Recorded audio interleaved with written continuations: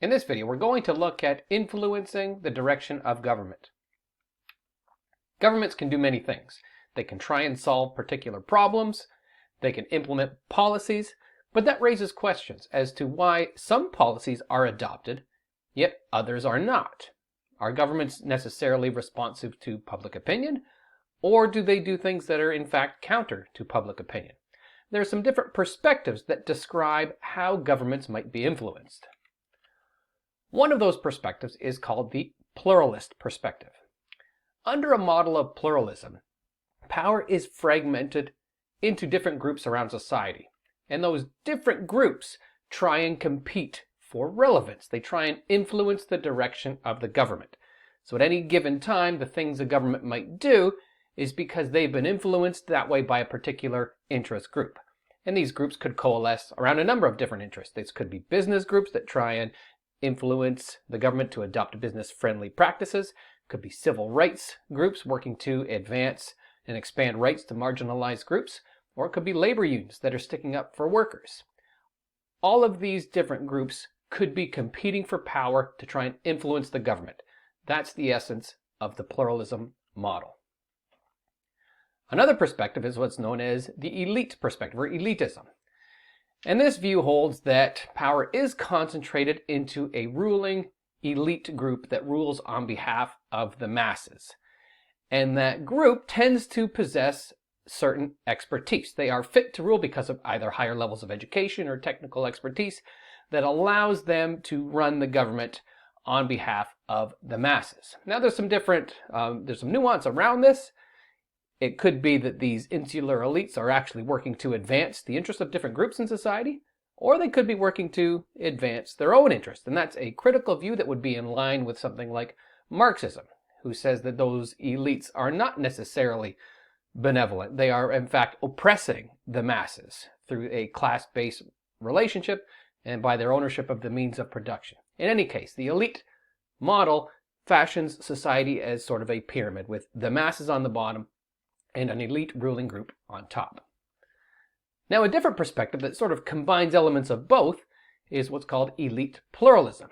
The idea that, yes, competition for power does happen in groups. Different groups compete for power throughout society. But it's a flawed assumption to assume that all of those groups are egalitarian in nature. In fact, they are not. Groups have hierarchies as well. They have a mass and elite dynamic with each of these different groups. So as groups try and influence the government in society, it's really elites that are competing with each other and trying to mobilize the masses to their cause.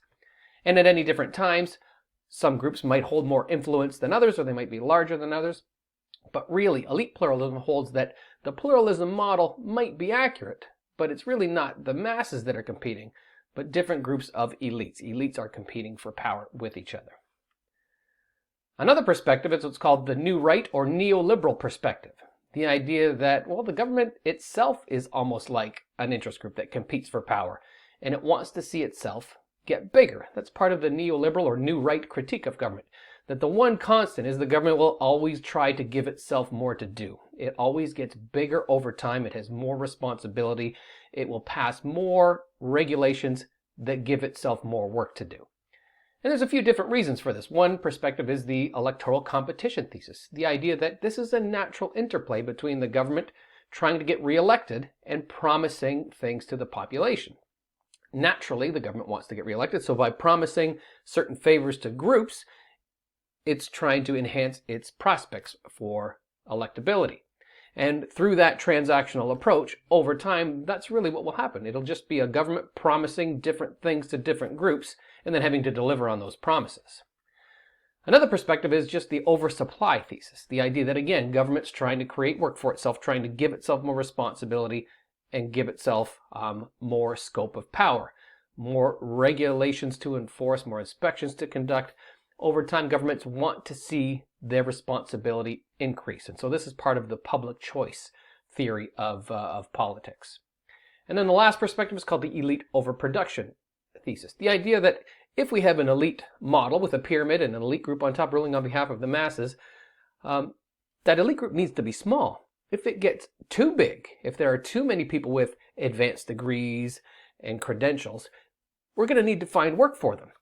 And if the economy can't absorb those extra elites, then the government will try and find work for them. And they will lobby the government to try and do just that.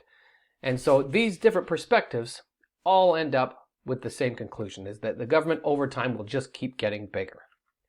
So just to recap, there are different models of influence. The idea that pluralistic groups try and compete for power with one another and influence the direction of policy, or the idea that there is a natural ruling elite that governs on behalf of the masses.